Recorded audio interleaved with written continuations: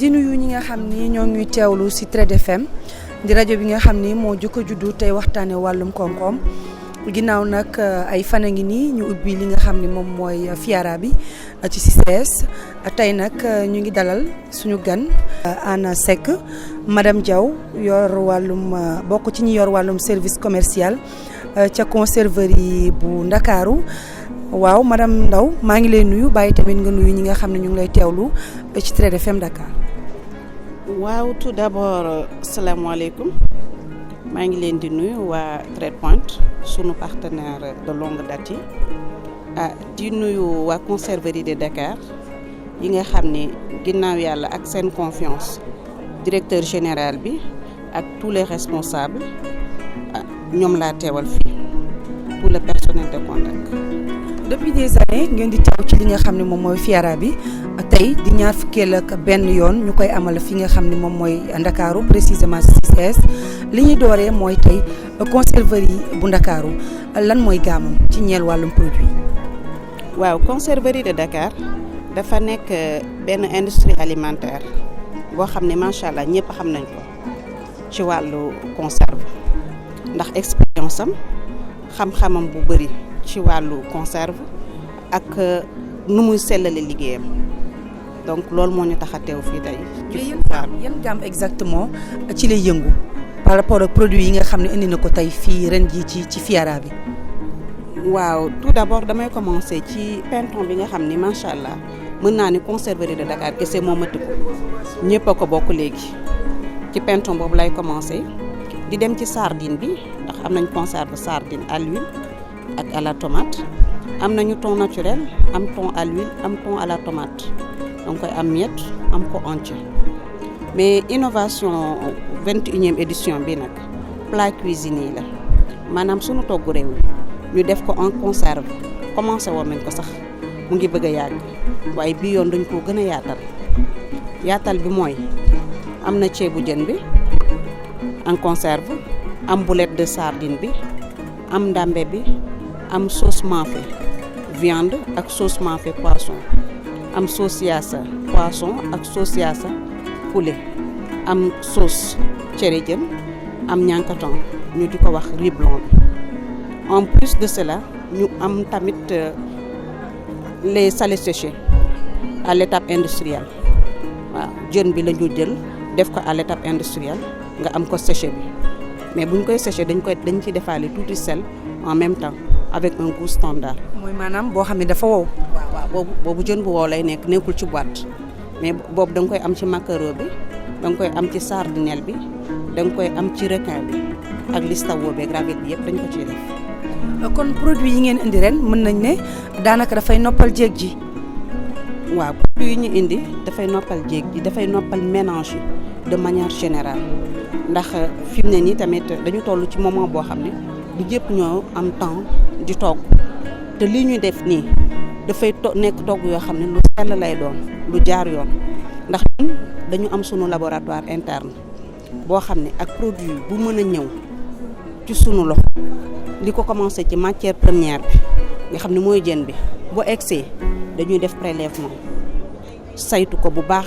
ci sunu laboratoire xool ko ba mu leer ni lii sell na mën nañ ko def production ñu door a lancer sunu production bu ñu jàllee ci phase boobu dañoo am temps d'incubation maanaam ay jours yoo xam ne bu produit bi pare dañ koy denc ba jours yooyu jàll ñu jëlaat échantillon ci produit boobu dugalaat ko labo testé ko ba mu leer nañu lii c'est commercialisable sell na pour mën a dugg ci biir ñu door ko jaay te it sunu produit du n'importe quoi lañ ciy def ndax thon bi li tax ñu mën a garder sunu goût thon traditionnel bi mooy que dañu respecter norme conserve thon 0% de protéine végétale moo am ci sunu produit amul dara bouillon benn produit ajouté boo xam ne mën nga cee douter amu ci sunu produit yi daal boo bëggee dégg dëgg ci gàttal da ngay am goût am qualité produit ak xel mu dal boo ko lekkee. mais protéine végétale bi tamit lu ci am solo la parce que bari na produit yoo xam ni dañ ko fay fekk mais seen bos dañ ci bàyyi xel bu baax a baax. waaw protéine végétale boobu bon am na ay danger yu ci nekk ndax c'est produit ajouté lay doon ñun nag pour éviter tout produit ajouté moo tax yooyu yëpp dañ koy moytu boo bëggee dégg-dégg daal ñun thon bi ñuy def 100% naturel la on a gardé toujours le goût traditionnel du thon. li nga xam ne mooy innovation bi yi ngeen indi mooy yi nga xam ne dañ koy cuisiner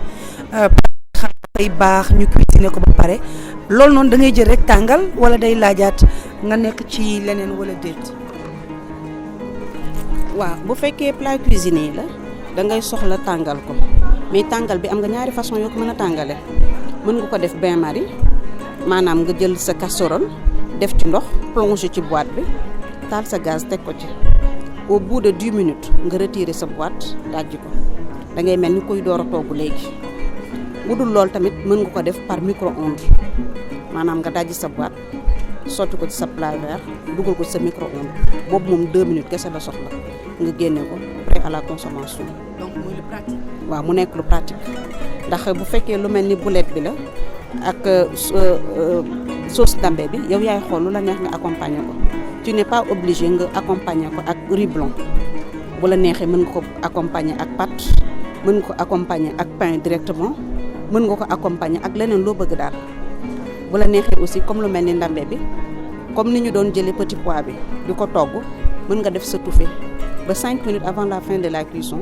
nga dajji sa boîte ndambe def ci biir. d'accord ren variété de produits yëpp mën nañ ko fekk ci stand bi nga xam ne fi ngeen nekk fii ci CICES ci Fiara. waaw boo ñëwee produit yëpp da nga ko fi fekk macha allah ñun ñu ngi fi depuis le 20 mai incha allah dañ leen di gunge ba le 13 juin nekk fi ak clients yi ñu ngi invité clients yëpp nag ñu ñëw ndax tamit foire occasion la rencontre te surtout que ñu ngi génn ci période Covid donc nit ñi namoon nañu produit yu bari bu ñu ñëwee ñun fi ne nii li ñuy dund mooy un village planétaire boobu nag moo xawoon a tëju tuuti te macha allah lu mel ni ay foire nii da koy ubbiwaat boo ñëwee non seulement da nga fi fekk sunu produit mais da nga fi fekk produit 100% sénégalais yi da nga fi fekk tamit produit sous région yi waaw donc c'est une excellente occasion pour que loo soxla ci produit nga fekk ko fi rawatina produit Kondaga yi ndax tamit y a pas mal de nos clients yu nekk à l'étranger ci sous région bi boo xam ne période Covid bi jaaxle woon nañu pour xam nan la ñuy def ba accéder waat ci produit yi ñu ngi fi ñoom ñëpp toog ñun ñu ngi toog di leen xaar ñoom ñëpp. mais Covid boobu ñuy wax sax ren ji période bi ñuy amal foire bi dafa tombé presque contexte Covid yéen nan ngeen koy dundee par rapport ak li nga xam ne moom ngeen jotu dund ci Covid bi par rapport par rapport à manque à gagner nan ngeen di dundee situation boobu léegi ak foire beeg changement bi parce que nañ les gens ñu ngi porter ay masques ñu ngi respecter les mesures barrières te loolu ana yeneen yi daan woon am nan ngeen di dundee situation. waa xam nga nee nañ situation bu nekk lu mu laaj rek loolu nga ciy dund situation exceptionnelle mesure exceptionnelle Covid bi ñun dañu war a sant yàlla ndax am na pays yoo xam ne ñun lii ñu jot a am ñoom amuñu ko li mu fa def ci ay dégâts moo ëpp ñun foofu suñu ay dégâts donc xëy na yokk na suñu coût production bien que mënuñu ko répercuter ci tàng-tàng bi ci prix yi parce que xam nañu ñun li ñuy dund mu metti moom la ñëpp di dund mu metti suñu coût de production yokk na machines yi yokk na et tout mesure barrière gis nga fii da ngay utiliser masque da ngay utiliser gel ainsi de suite mais macha allah ñu ngi sant yàlla bu baax. mais lii di clientèle bi est-ce que ñu ngi ñëw comme par rapport aux années précédentes ci waxtu bu ni mel boo leen defee par exemple 6 jours à daaw est-ce que mel na ni ren wala daaw ci. waaw c'est vrai que am na tuuti lenteur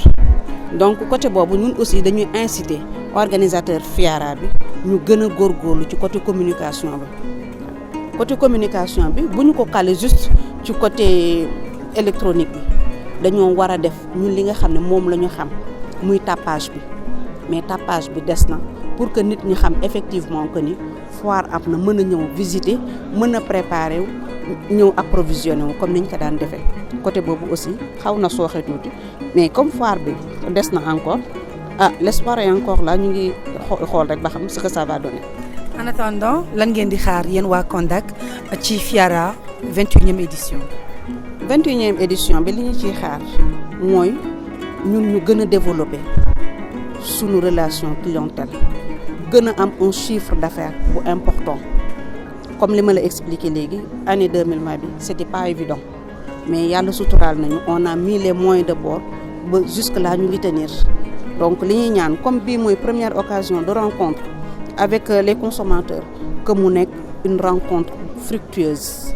ñu mën ci am marché yu baax à l'issue de cette foire fii tamit à l'instant où nous sommes ñu mën fee def ay ventes yu baax ak ay visites.